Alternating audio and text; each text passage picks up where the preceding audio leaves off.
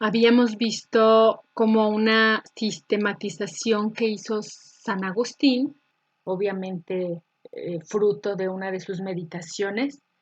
Y ahora vamos a ver, bueno, habíamos visto esta relación entre las bienaventuranzas y los 7 dones del Espíritu. Bueno, pues también hizo una relación con entre las 7 peticiones del Padre Nuestro. Después, bueno, me pareció como muy iluminador y pues me atreví a hacer una meditación porque es como muy obvio que tiene una relación también con los 10 mandamientos, que también a la vez pues los 10 mandamientos como que se van como repitiendo un poquito, ¿no? Por ejemplo, el sexto y noveno mandamiento pues se refieren al sexo, el séptimo y el décimo se refieren a los bienes ajenos, y así no pretende ser una relación tajante, rígida, sino una meditación que incluso puede volverse un diálogo personal con Dios. Desde el Antiguo Testamento, Dios entregó la ley a Moisés, quien había ayunado 40 días y 40 noches, luego subió a la montaña y luego ya por la idolatría del becerro de oro, pues hubo que reescribir las tablas.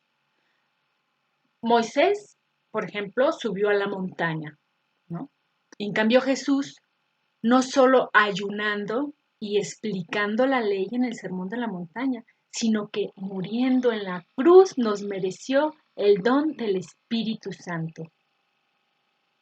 La obra de Cristo es meritoria ante el Padre. Derrama ese tesoro de la nueva ley que ya no está grabada en piedra, sino inscrita en los corazones. Ya es una profecía cumplida de Jeremías 31-33. Entonces el Espíritu Santo viene a ser como este cincel que graba esta nueva ley en los corazones. De tal manera que la ley evangélica es vivir según el Espíritu. De hecho, está catequéticamente reflejada en los evangelios. Nosotros pues ya vimos que San Agustín ha dejado esta obra pedagógica de la vida en el Espíritu de Cristo. Todos los padres de la Iglesia, desde los primeros cristianos, comparten esta misma idea de que el sermón de la montaña está en el corazón del Evangelio y en las epístolas de San Pablo. Pero San Agustín se atreve a decirlo claramente. Y para mostrar cuánto es verdad esto, pues didácticamente hace esta relación entre las bienaventuranzas y entre los dones del Espíritu Santo para describir este itinerario de la vida cristiana. Este camino comienza con la conversión, con el primer encuentro con Dios.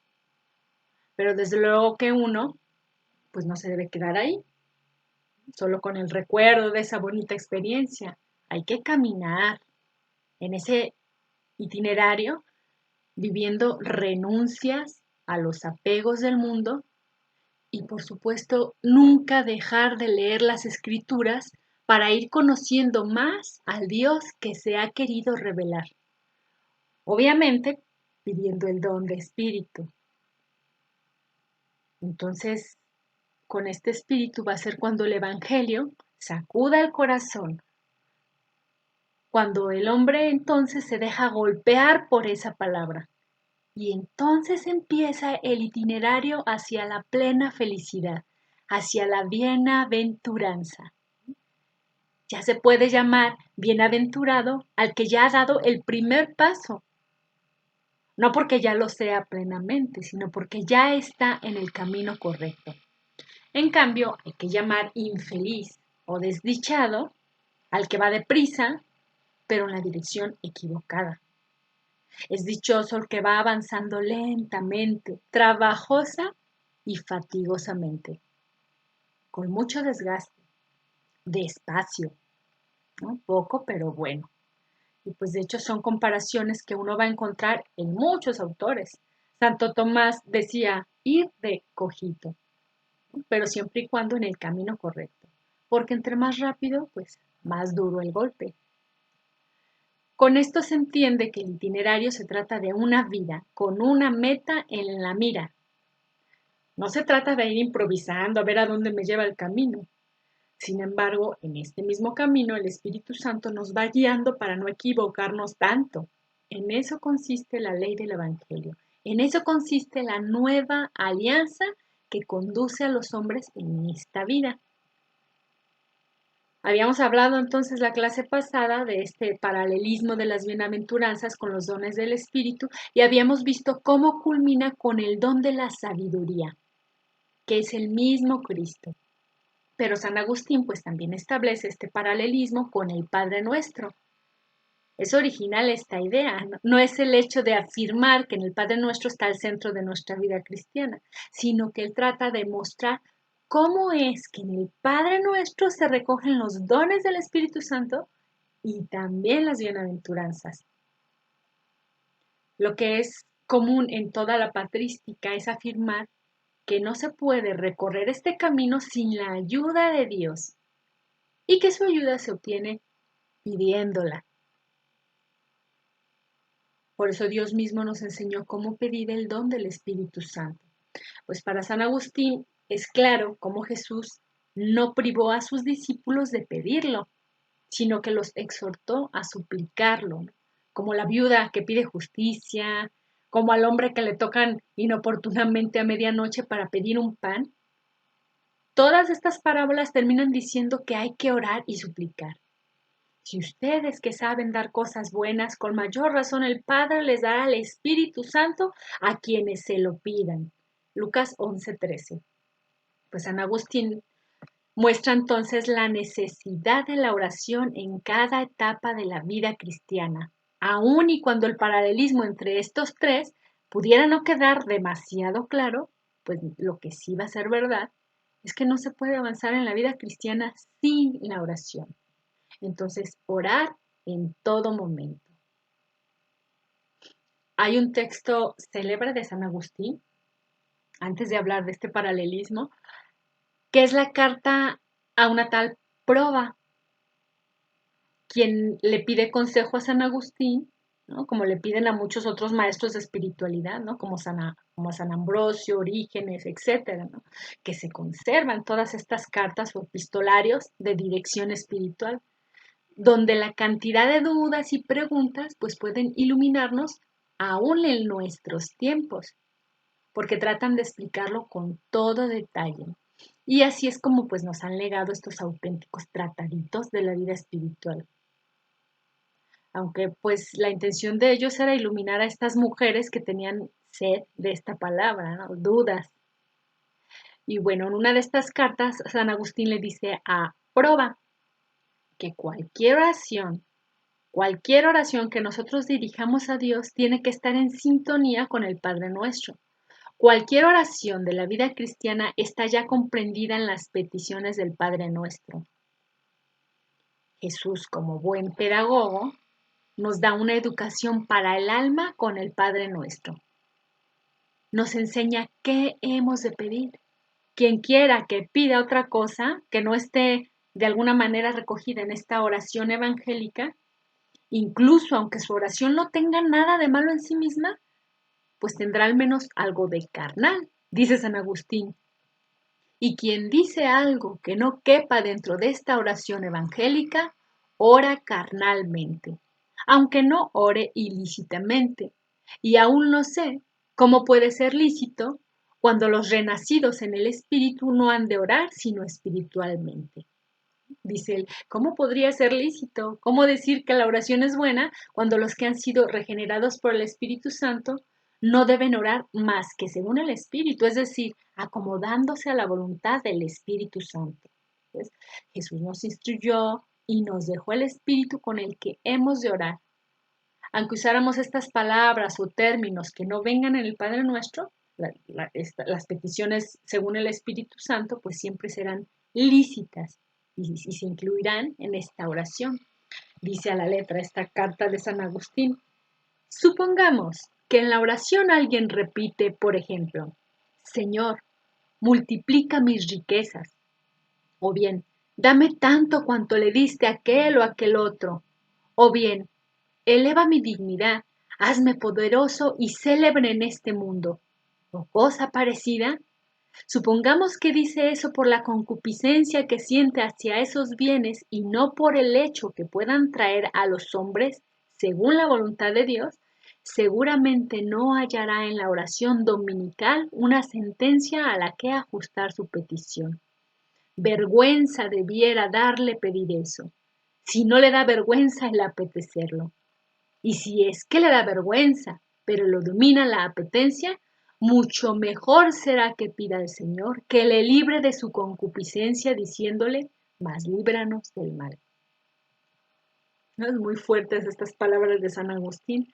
Lo que le parece a él es que toda oración cristiana está comprendida en el Padre Nuestro. Como cuando le pedimos a Dios que nos quite la enfermedad o que nos ayude a librarnos de alguna contrariedad, pues sería líbranos del mal o de lo que nos lleva a la condenación. O cuando le pedimos ayuda material o sustento, lo cual es muy lícito, danos el pan de cada día. Bueno, pues entonces el paralelismo es iluminador para la vida espiritual y bueno, lo siguiente es el comentario al Sermón de la Montaña, ¿no? Dice, la bienaventuranza que se refiere a la pobreza por el reino de los cielos, que va emparejada con el don de temor de Dios, que ya vimos, le corresponde la primera petición del Padre Nuestro, que es, santificado sea tu nombre, que se dirige a Dios Padre. Se pide que sea santificado el nombre de Dios, que justamente engarza con el don de temor de Dios. Son casi sinónimos. Pedimos también que aprendamos a reconocer la santidad de Dios, esa reverencia y temor filial que es imprescindible para poder acercarse a Dios con la actitud correcta, amándole sobre todas las cosas, que sea santificado su nombre, dirigiéndose a Dios despejado del orgullo. Uno no se acerca a Dios como gallito de pelea, retadoramente, sino con respeto. Siempre vamos a encontrar esta indicación o consejo en todos los maestros de la vida espiritual. Presentarse a Dios con la actitud humilde ante el soberano, ante su creador, ¿no? Ya vimos como en la cena de Abraham, cuando se acerca a Dios humilde diciendo, aunque soy polvo y ceniza, le hablaré a mi Señor. Por ejemplo, Santa Teresa de Jesús utiliza la expresión de su majestad. Es como acercarse ante una persona importante y no la quiere disgustar. Incluso si es precisamente para obtener lo que tanto necesita, pues a nadie se le ocurriría presentarse despectivamente ante aquel que sabes que te puede ayudar. Eso solo lo hacen algunos niños de nuestra época que piensan que sus papás son sus esclavos. La pobreza de espíritu, que es el estado del alma y que se relaciona con el don de temor de Dios, es un regalo del Espíritu Santo que infunde un temor sano. Y este temor es lo que nosotros queremos conservar. Y lo conseguimos pidiéndole, santificado sea tu nombre. Luego, la segunda bienaventuranza que se refiere a la mansedumbre de corazón para heredar la tierra y que empata con el don de piedad, le corresponde, venga tu reino. Lo que aquí está explicando San Agustín es que pedimos que llegue el reino de Dios. Claramente San Agustín hace notar que los mansos de corazón que heredarán la tierra es comprendida por el reino. Esa mansedumbre de corazón ilumina un poco más este binomio. Hace notar que la llegada del reino de los cielos no es el resultado de una fuerza violenta que nosotros imponemos. No se impone a la fuerza. Justamente la mansedumbre con el don de piedad es algo que se suplica, que se pide. Esta mansedumbre que va acompañada del don de piedad filial nos lleva a desear los deseos de Dios. La única manera en que puede llegar el reino de los cielos es cuando los ciudadanos del reino viven felices con lo que le agrada al legislador. Lo que queremos en última instancia es que esa luz o autoridad de Dios sea acatada. Lo que tiene que llegar aquí y que deseamos es la autoridad de Dios, que sea conocido de todos como la autoridad que más nos conviene servir y acatar. San Agustín en esta idea de mansedumbre de corazón, pues él la junta con la herencia. Bienaventurados los limpios de corazón, porque ellos al contemplar a Dios heredarán la tierra. San Agustín hace referencia a las palabras de Jesús cuando habla de cómo el dueño, es decir, el Padre, les da la herencia o los hace gobernadores de ciudades o les da más talentos, premia al siervo bueno y fiel en recompensa de la observancia piadosa de sus obligaciones. Como ha sido fiel en lo poco, le será encomendado mucho. Son bienaventurados los que mansamente aún, y cuando su amo no está ahí, ponen en práctica lo que el patrón les ha encomendado. Entonces heredarán la tierra. El que está en este camino le suplica al amo que llegue pronto. Luego el de la tercera bienaventuranza, que sería bienaventurados los que lloran porque serán consolados, que ya habíamos visto que le tocaba el don de ciencia, le corresponde hágase tu voluntad en la tierra como en el cielo. Entonces San Agustín entiende la tierra y el cielo como la parte de nuestro cuerpo y de nuestro espíritu. Es decir, que la voluntad de Dios se haga en nuestro cuerpo y en nuestro espíritu. Hace falta mucha ciencia, que es el don correspondiente para acoger la voluntad de Dios y pedir que lo que a Él le gusta se realice en nuestro interior. Hemos de recordar que lo que aquí se está trazando es el itinerario de la vida cristiana. Entonces, indudablemente cumplir la voluntad de Dios conlleva tener que vencernos a nosotros mismos para que sea Dios el que mande y no nuestro orgullo, ni nuestra voluntad, ni nuestros deseos. Después de haberse convertido a Dios por medio de la palabra, entonces viene el arrepentimiento, el llorar. San Agustín esto mismo lo menciona en las confesiones, cuando expresa que después de tomar la decisión de seguir a la iglesia, se entiende que hay un desgarre por aquellos vicios y malas costumbres a las que llama bagatelas. Él experimenta en su interior una voz que le gritaba algo así como, nos dejas a nosotras que fuimos tus amigas de borracheras y placeres, pues no vas a poder. Pero entonces enseguida él narra la escena del jardín cuando escucha aquella voz que le dice, toma y lee, toma y lee.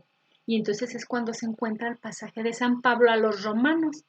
Y ahí es cuando, consolado por la palabra de Dios, de que sí es posible cumplir esta voluntad de Dios, aunque implique un desgaste, aunque se sienta una debilidad para no volver a tomar una copa de vino jamás, porque es duro para el hombre a sus propias fuerzas, pero la misma palabra de Dios nos alienta. Hace falta pedir y suplicar. Eso es justamente lo que estamos pidiendo, que la voluntad de Dios sea la que impere en nuestros corazones. Luego, la cuarta bienaventuranza, que sería los que tienen hambre y sed de justicia porque serán saciados, le corresponde el don de fortaleza y la petición del pan de cada día. Luego viene esta siguiente petición, ¿no? Del Padre Nuestro, el pan cotidiano que sostiene y que alimenta. Al hombre le hacen falta fuerzas y ahí es donde conecta el don de fortaleza que se recibe en este pan supersubstancial, llamado también pan cotidiano. San Agustín le da muchas connotaciones a la Eucaristía, pero es el pan de cada día que necesitamos para nutrirnos. La interpretación de este pasaje del pan eucarístico le es conocida a San Agustín a través de San Ambrosio. Se pide lo necesario para no desfallecer en la práctica de la justicia, que es la bienaventuranza que le corresponde. Hacen falta fuerzas para hacer el bien sin desfallecer. El hombre necesita las fuerzas de Dios y le pide fortaleza.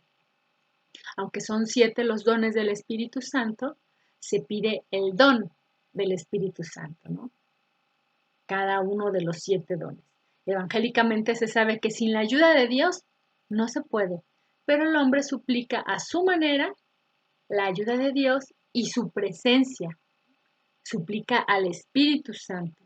Lo que aquí hace San Agustín es desglosar que el Señor nos enseñó a pedir el Espíritu Santo y nos lo enseñó con estas palabras. Pedimos el pan cotidiano, que se nos dé las fuerzas para sostenernos en el camino.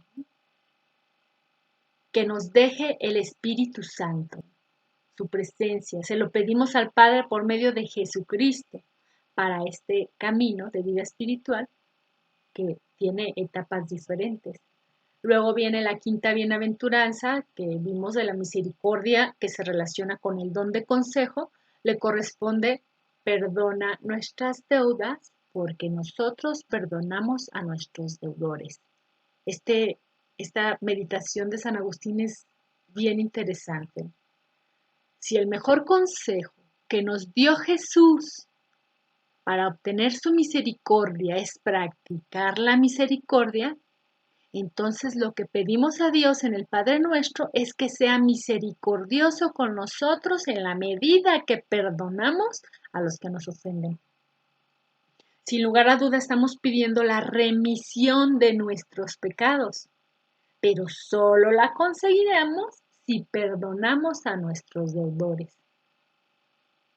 A pesar de las distintas interpretaciones, San Agustín no deja de hacer notar que la ceguedad del hombre es querer que el prójimo sea el responsable de mi felicidad, de tal manera que cuando el prójimo no me hace feliz, se la cobro como dé lugar y ahora no lo perdono y me voy a mantener firme.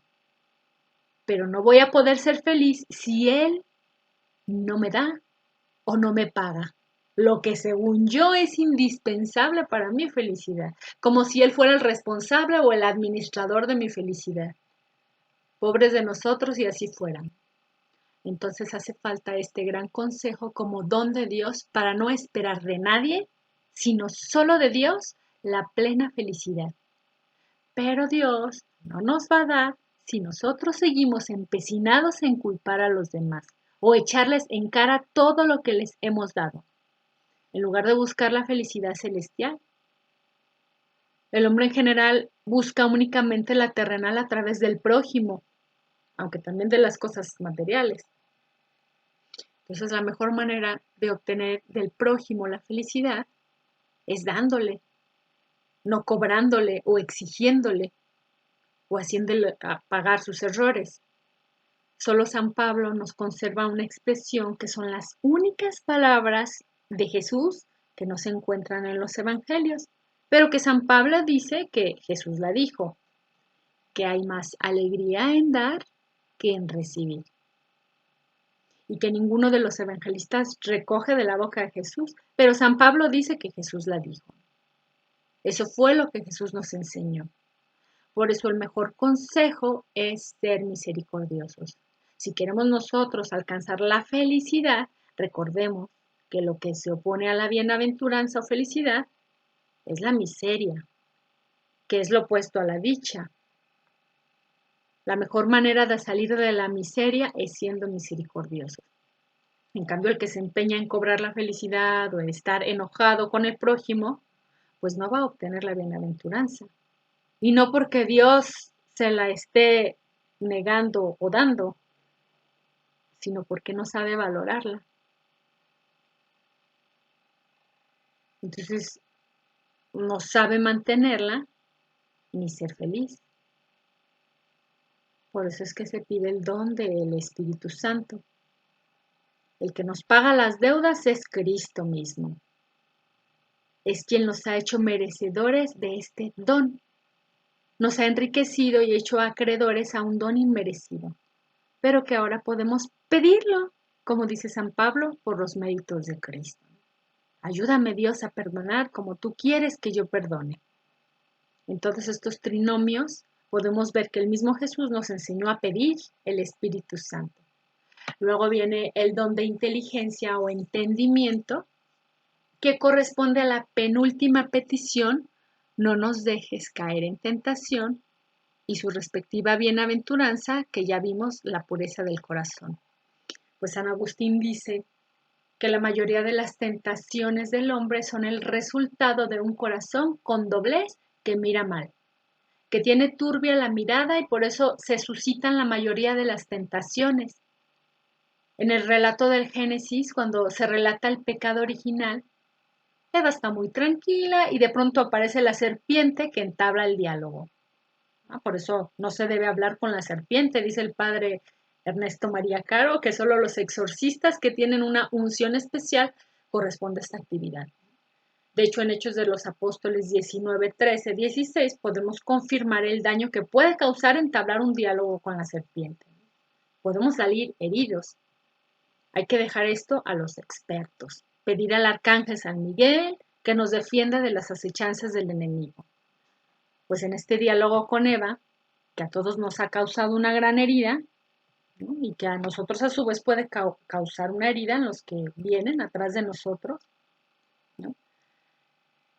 El demonio pues va introduciendo un tema de su interés, ¿no? Para llamar la atención, ¿no? Y con Eva pues le saca todo este tema de la prohibición. Hasta entonces resulta que el fruto se convierte en atractivo a la vista. En este momento a Eva se le turbia la vista y ve el fruto con otros ojos, con la mirada opacada por el veneno que le inyecta el demonio. Hace que ahora ella vea las cosas con una mirada sucia, codiciosa, que es la expresión de San Pablo. Pero hace falta tener un corazón sucio y chueco para tener envidia, para tener este tipo de tentaciones. Así es como lo lee San Agustín. Bienaventurados los limpios, porque ellos verán a Dios. Es la limpieza del corazón la que nos permite tener la mirada limpia y puesta en Dios, hasta donde es posible en esta tierra. Desde luego San Agustín no se refiere a que no haya que tener, a que no haya que tener uno prudencia o sagacidad. De hecho, el mismo Jesús enseñó a sus apóstoles a ser mansos como palomas y astutos como serpientes. Aquí de lo que se trata es de no poner la mirada con codicia o malicia, ¿no? En algún deseo, en lo que no es de Dios, y entonces poder ver con claridad lo que le gusta o le disgusta al Creador. Y eso pues también se lo pedimos al Espíritu Santo, que nos ayude a tener la limpieza de corazón, que no permita que el tentador nos tuerza el corazón o nos perturbe la mirada, que el Espíritu Santo nos conserve limpios, que nos conserve en la inocencia. Eso hay que pedírselo a Dios. Y por último, a la bienaventuranza de los pacíficos que serán llamados hijos de Dios, con su respectivo don de sabiduría que ya vimos, le corresponde la petición de líbranos del mal. La liberación de la que habla San Agustín es a todo aquello que nos impide vivir como auténticos hijos de Dios. Lo que es verdaderamente malo para nosotros es lo que nos hace esclavos del pecado. Los pacíficos son los que trabajan por la paz, los que quieren y pueden hacer la voluntad de Dios, porque no son esclavos de las adicciones ni de los placeres, sino libres. San Agustín en lo que insiste es en que el Señor nos enseñó el camino de la vida cristiana, que comienza con la conversión del corazón y que culmina con la bienaventuranza o felicidad, que solo nos es posible por medio de la oración. Orando. Las cosas de Dios se tienen siempre en la oración. Y pues bueno, ya habiendo hecho este recorrido breve, pues necesitamos tomar en cuenta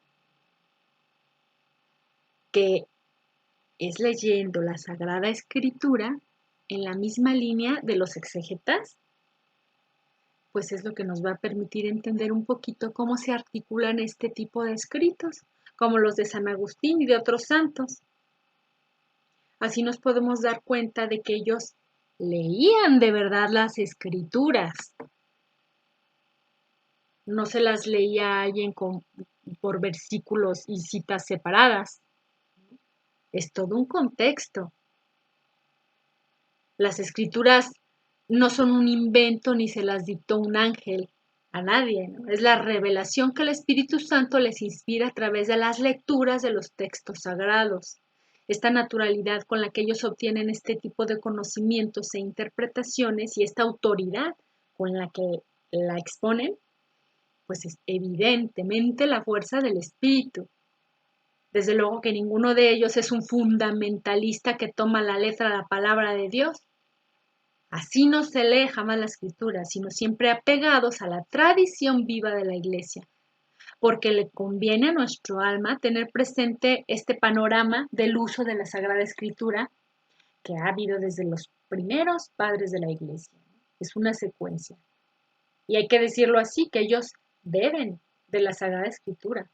Es una fuente, una lluvia vivificante. Como San Atanasio, que decía que San Antonio Abad se sabía de memoria los evangelios de San Mateo, se sabían los salmos.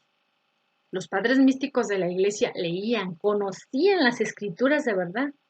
Cuando uno se las sabe de memoria, algún capítulo de evangelio, por ejemplo, es más fácil que le vengan a uno las conexiones en el diario vivir que cuando no las traemos en la mente. Por lo tanto, así es más fácil discernir y tomar decisiones a la luz del evangelio. Para todos ellos, la Sagrada Escritura está escrita para nuestra edificación. Es lo que dice el apóstol San Pablo. No ha sido escrita para nuestra erudición, como ya hemos visto, sino para nuestra edificación espiritual, de tal manera que ellos piensan que no hay nada superficial ni nada que le sobre al texto. Cada elemento puede ser leído como una alusión, como una figura o alegoría para nuestra edificación. La luz o el lente con el que leen todo el texto sagrado es Cristo mismo. Entonces San Agustín narra acerca de su experiencia con el texto sagrado, que cuando lee la primera vez el Génesis, lo hace después de sus largos cursos de retórica en la escuela de retórica cicerciana, muy académica y erudita. Por lo tanto, el texto del Génesis le parece una auténtica basura, aunque también porque la traducción latina con la que San Agustín trabaja era pésima, era la traducción Vetus Latina, era un latín que se hablaba en África y que era bastante malo. Pero aparte de eso, pues él no entiende nada espiritual, no tiene cadencia ni belleza para él y no le interesa, no le veía ningún sentido. Entonces abandona la lectura de la Biblia. Va con los maniqueos que le van a explicar, según esto, todos los misterios, porque para ellos no lo sabía. Después se desencanta de los maniqueos y cuando está trabajando en Milán, porque era un retórico de alta calidad, de hecho, por eso estaba ahí en Milán, porque había sido contratado para ser el panegírico del emperador Valentiniano II. O sea, San Agustín hacía los discursos del emperador. Entonces, como el mismo, este obispo de Milán, que era San Ambrosio, predicaba en la iglesia cada semana, pues San Agustín dice que entra ahí, entre otras cosas, por curiosidad, ¿no? Porque le dijeron que predicaba muy bien y pues le dan también como un poquito de celos. Entonces, herido en su amor propio, entra donde está San Ambrosio y escucha sus sermones.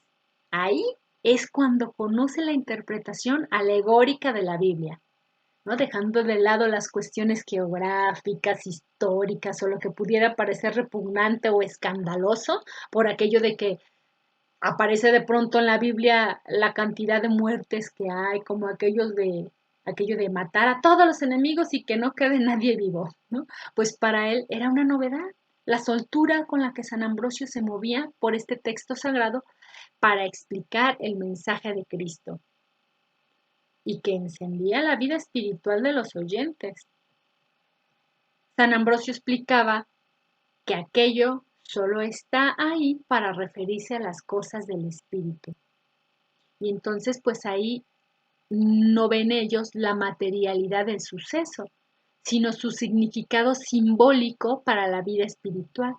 Y entonces es cuando San Agustín empieza a entender las alegorías bíblicas, como por ejemplo la lectura que hace San Juan Casiano del libro de los Jueces 3, que dice que entran a la tierra prometida y que Dios dejó naciones enemigas para poner a prueba la fidelidad de Israel y enseñarles el arte de la guerra, ¿no? Los hititas, los amorreos, los fereceos, los heveos y los jebuseos, etc. San Juan Cassiano efectivamente dice que Dios ha dejado al hombre estas naciones para enseñarles el arte del combate espiritual. Es el mismo combate del que habla San Pablo en Efesios. Esas naciones representan los pecados capitales. Y le da igual qué es lo que pasó físicamente cuando Israel entró a la tierra prometida. Para él lo importante es que eso ha sido escrito para nuestra edificación, sobre todo la edificación espiritual, para aprender las cosas del espíritu, no para aprender a ir a Caná geográficamente, sino para aprender las cosas del espíritu. Y es lo que luego pues nos va a ayudar a entender estos paralelismos.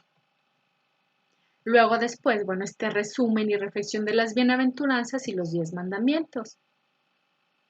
Ya vimos que cada uno de nosotros podemos leerlos y meditarlos y bueno, según lo que va aplicando a nuestra vida o el entendimiento del Espíritu Santo, pero independientemente de que haya alguna pequeña diferencia de pensamientos, pues se ve que la base evangélica está ahí, ¿no? La base de la ley de Dios se encuentra en todos ellos, ¿no? Leyendo, por ejemplo, el Catecismo de la Iglesia Católica o la misma Biblia, también podemos encontrarnos por esta estrecha relación no solo entre este trinomio. Es implícito que también la ley de Dios se mueve ahí, que son los 10 mandamientos. Bienaventurados los pobres del espíritu, según San Agustín, esta humildad se concreta cuando se acoge y se reconoce la autoridad de Dios en su palabra, ¿no? Es la misma palabra de Dios cuando se coloca por encima de nuestra forma de pensar, de nuestros gustos, de nuestra paz psicológica o ideas mundanas. La verdadera humildad o pobreza de espíritu no es específicamente andar descalzos y sin dinero, sino reverenciarse ante Dios, reconociendo su autoridad. La pobreza de espíritu es, como explican algunos autores, mantenerse humillados ante Dios, implorando la limosna de su gracia, por amor y con amor. A la pobreza de espíritu, que es la humildad, le corresponde el don de temor de Dios, ¿no? Dice Eclesiástico 2, que los que temen al Señor buscan agradarle y cumplen su ley, se humillan delante de él. A este primer binomio le corresponde la primera petición del Padre Nuestro, que santificado sea tu nombre, ya lo vimos. Pedimos reconocer la santidad de Dios con reverencia y temor filial, amándole sobre todas las cosas. Que sea santificado su nombre, dirigiéndose a Dios despejado del orgullo. Vimos que es presentarse a Dios con la actitud humilde ante el soberano, como la cena de Abraham, ¿no? Cuando se acerca a Dios diciéndole que soy polvo y ceniza, aunque soy polvo y ceniza, le hablaré a mi Señor. Aquí yo veo el primero, el segundo y el octavo mandamiento, que sería amar a Dios sobre todas las cosas. Es pedir su gracia a Él antes que buscar consuelo y solución en las riquezas del mundo. El cumplimiento de este primer mandamiento es la única garantía del bien futuro. Es reverenciar su nombre.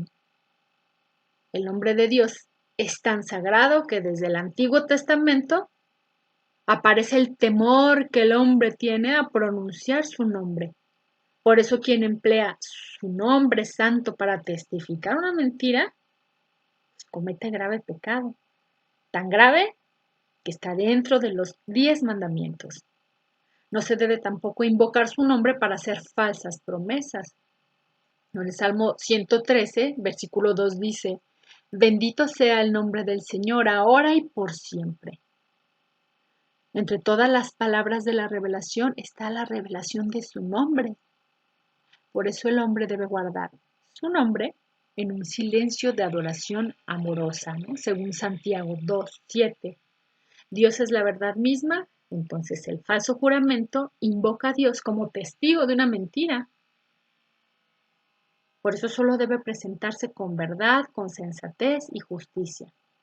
Por contraste, Aquí cabe, a mi parecer, el octavo mandamiento: no mentirás, porque Dios es la verdad misma.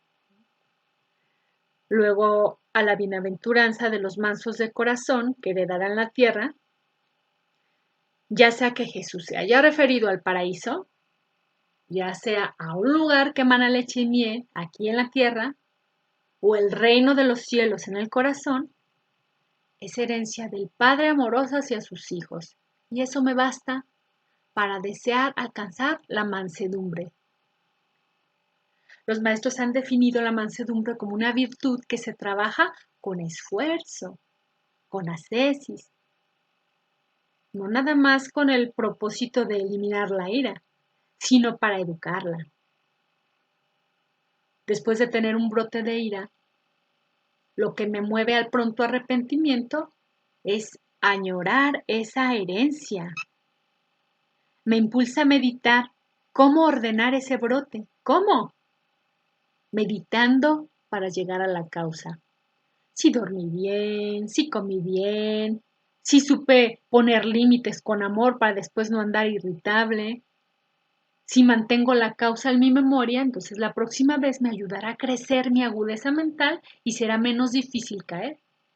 Si la mansedumbre es fruto de piedad, entonces la causa principal de lo contrario, pues será la falta de oración o de piedad en la oración, ¿no? Como el niño sereno y confiado en los brazos de su madre, que se regocija con la presencia de su madre. Esa mansedumbre es la que nos empuja y nos mueve a abandonarnos a la voluntad divina, a dejar que Dios sea quien nos cuide. La piedad entonces le corresponde esta bienaventuranza. El don de piedad nos ayuda a someternos con mansedumbre a los designios tantas veces inescrutables de la providencia divina, ¿no? Ya vimos también que este binomio empata con venga tu reino.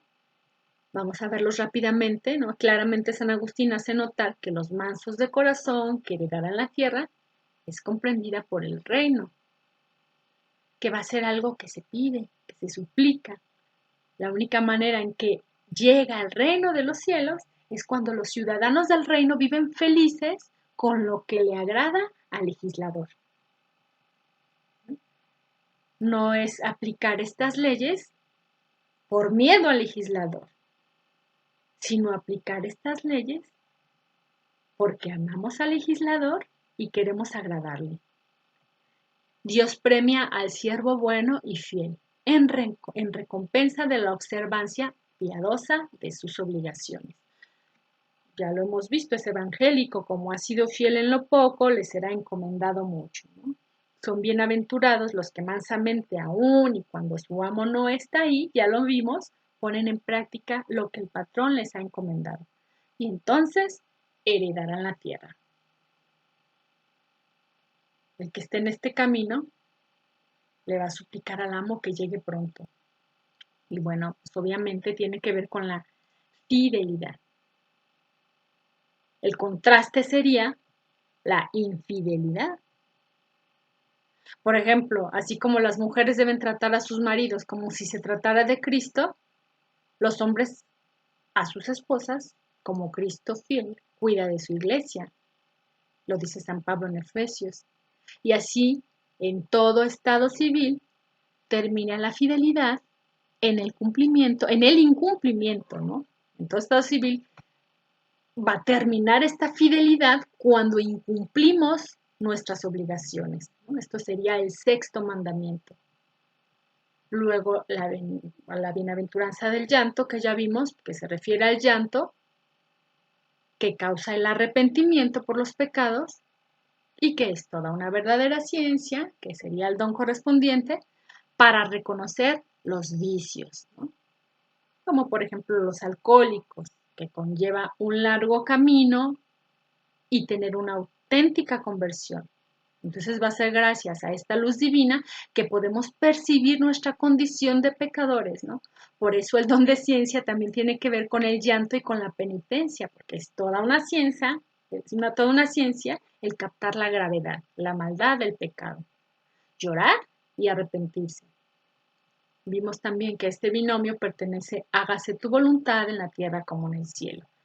San Agustín entiende la tierra y el cielo como la parte de nuestro cuerpo y de nuestro espíritu, es decir, que la voluntad de Dios sea hecha en nuestro cuerpo y en nuestro espíritu.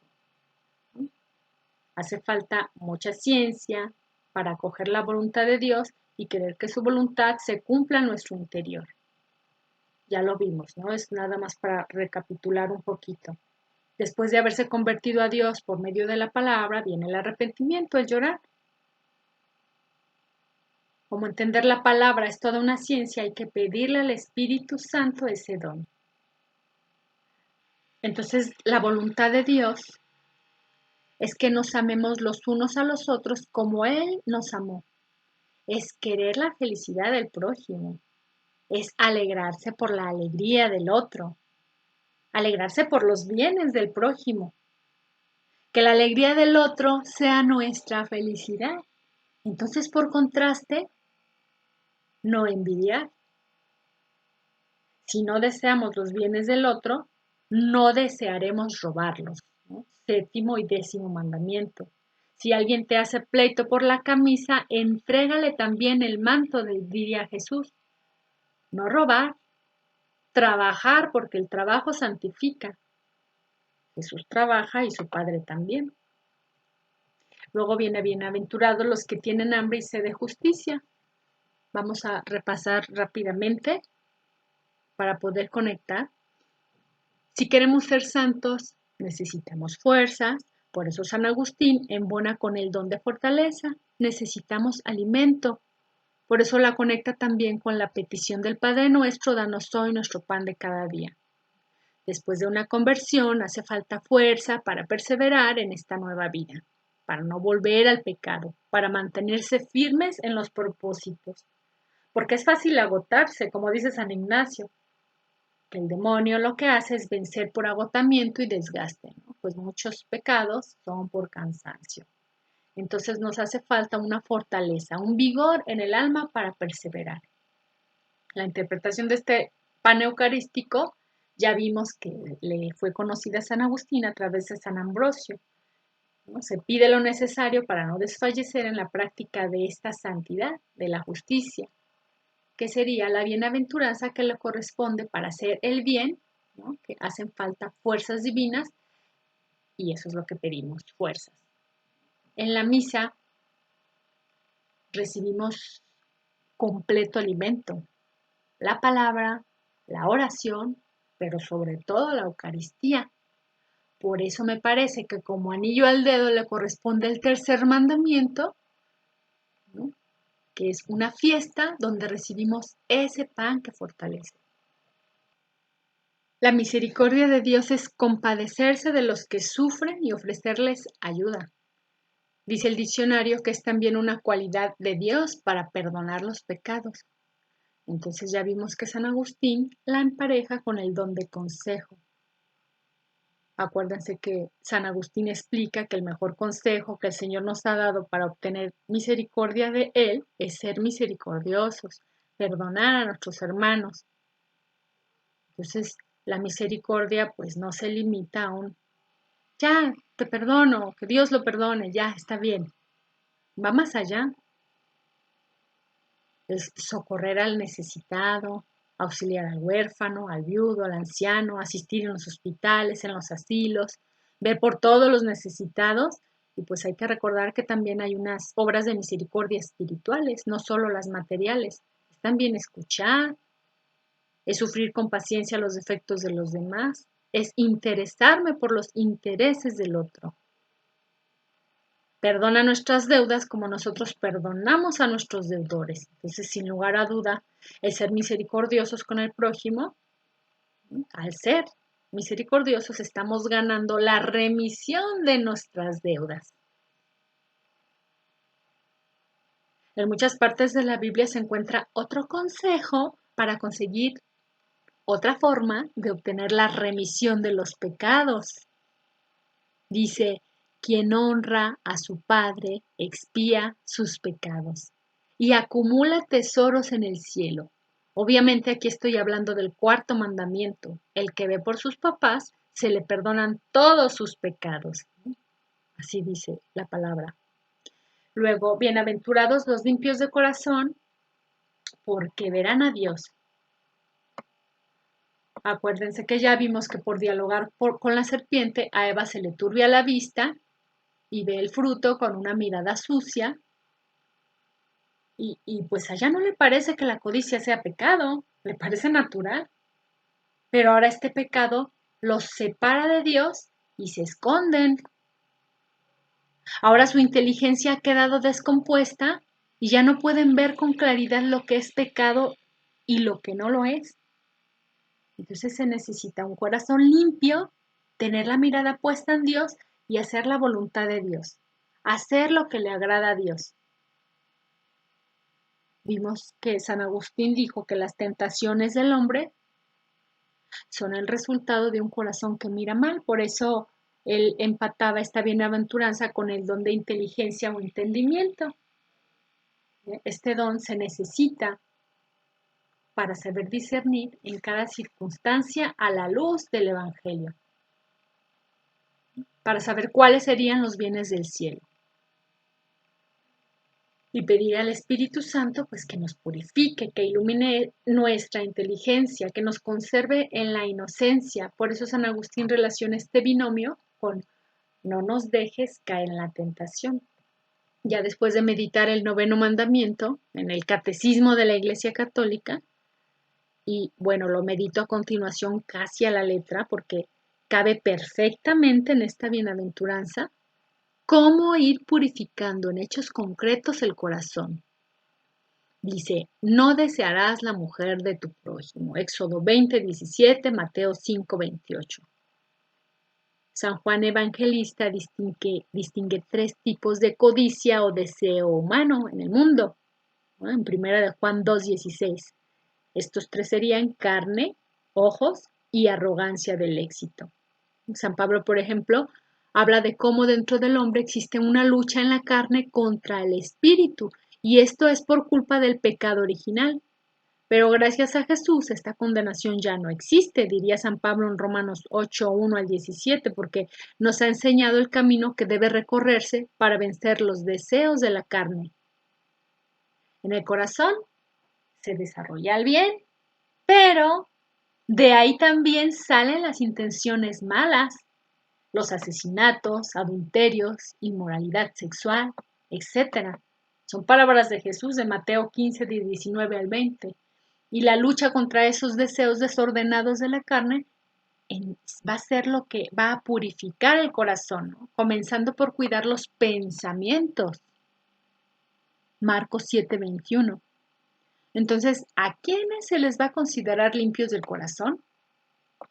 Pues a los que han cuidado o los que quieran cuidar y formar su inteligencia y voluntad en las exigencias de la santidad de Dios, en sus enseñanzas, ¿no? Principalmente en tres dominios que serían la caridad, la castidad, que es rectitud sexual, y el amor de la verdad y la recta fe, ¿no? En la pureza del corazón, pues existe como una relación muy estrecha entre el cuerpo y la fe.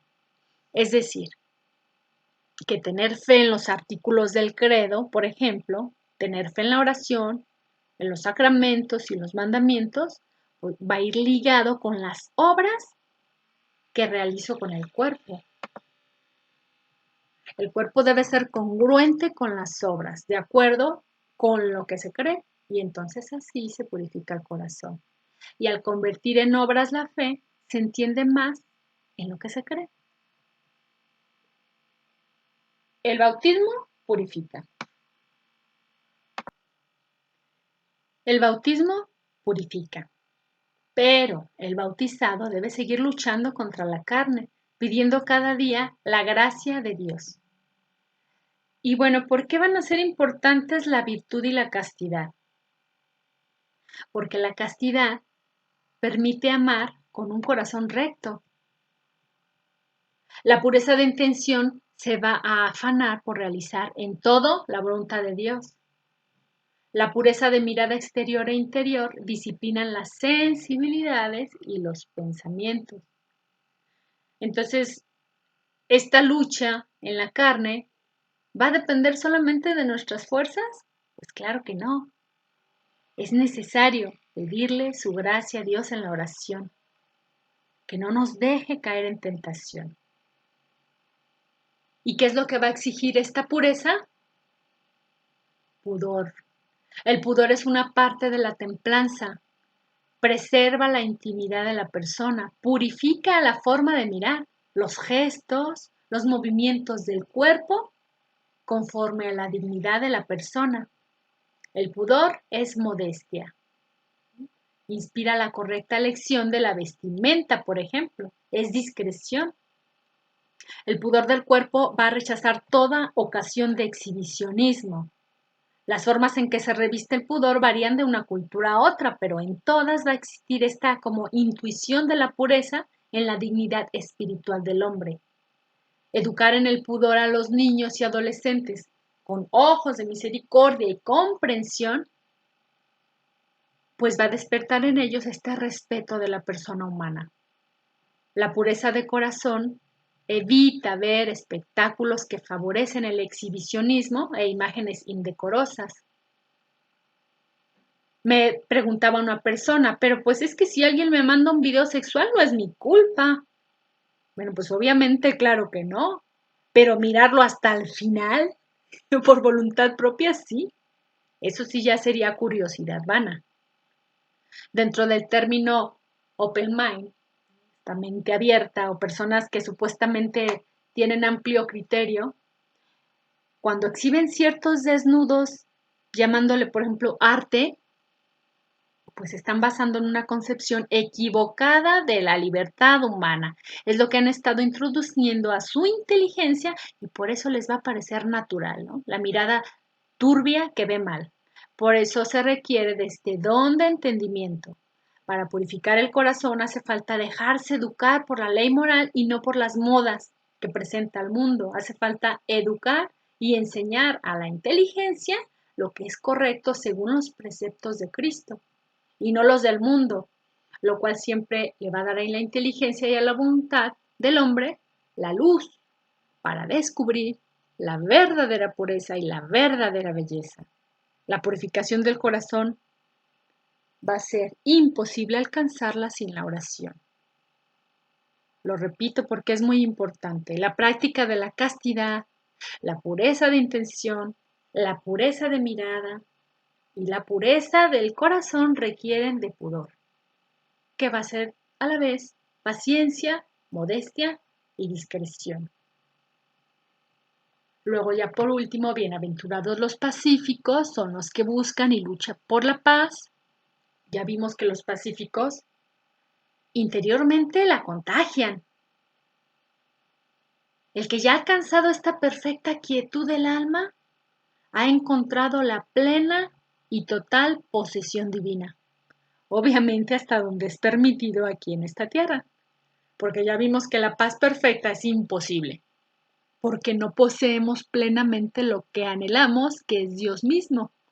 El que ha alcanzado la paz ya ha alcanzado la sabiduría. Es por eso que San Agustín empata este don de espíritu.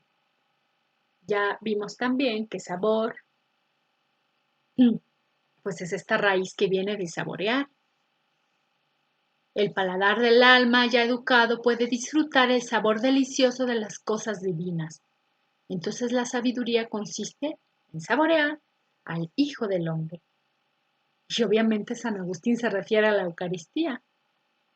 Saborear el cuerpo del Hijo de Dios, quien es la verdadera sabiduría. Sofía, ya vimos. Todo lo que nos impide vivir como verdaderos hijos de Dios es la esclavitud del pecado. Por eso le vamos a pedir, líbranos del mal. Esa es la liberación de la que habla San Agustín. Los que trabajan por la paz son los pacíficos, no esclavos, sino libres.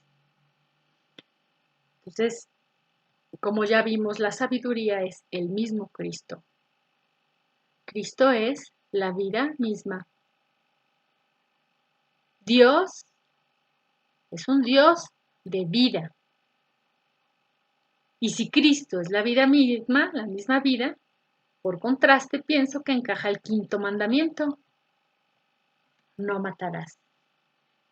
Pues bueno, hasta aquí con este capítulo creo que es muy claro y, y pues si pareciera un poco tedioso, pues creo que vale la pena volverlo a escuchar y meditarlo, porque sí es muy edificante y nos va a ayudar a discernir en cada momento de nuestra vida, ¿no? Sobre todo en crisis.